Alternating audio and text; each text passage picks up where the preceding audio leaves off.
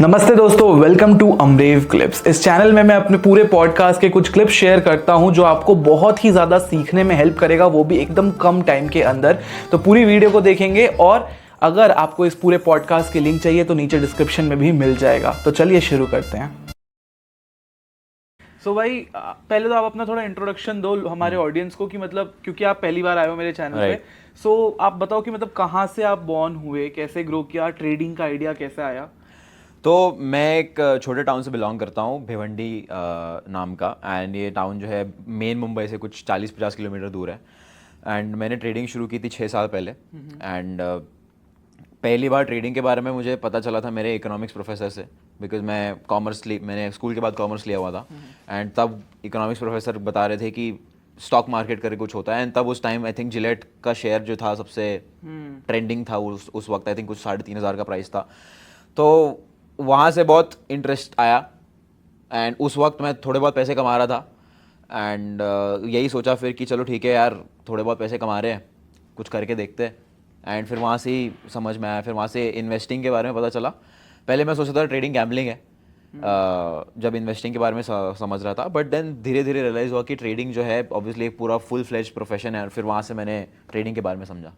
Okay, सो भाई exactly किस as में आपको ट्रेडिंग के बारे में मतलब आपने स्टार्ट किया ट्रेडिंग?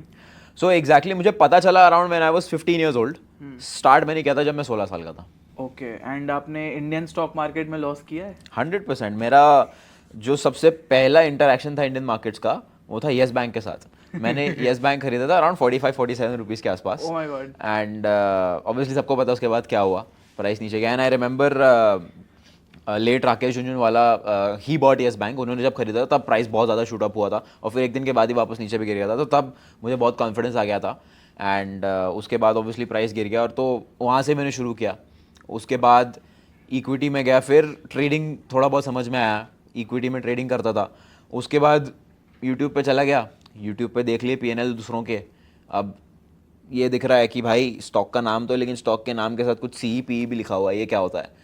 फिर समझ में आया कि एक पूरा दूसरी दुनिया है FNO करके। अब उसमें गया तो उसमें जाने के बाद क्या होता है सबको पता है। ऑब्वियसली वहाँ में उसमें घुसने के बाद भी लॉसेस किए, तो ऑब्वियसली लॉस तो बहुत किया है। और उसके बाद ये जर्नी में एक शिफ्ट कैसे आया, मतलब from loss making in Indian market then you are shifted to forex and for what I know now कि you are making good money. तो ये शिफ्ट कैसे आया?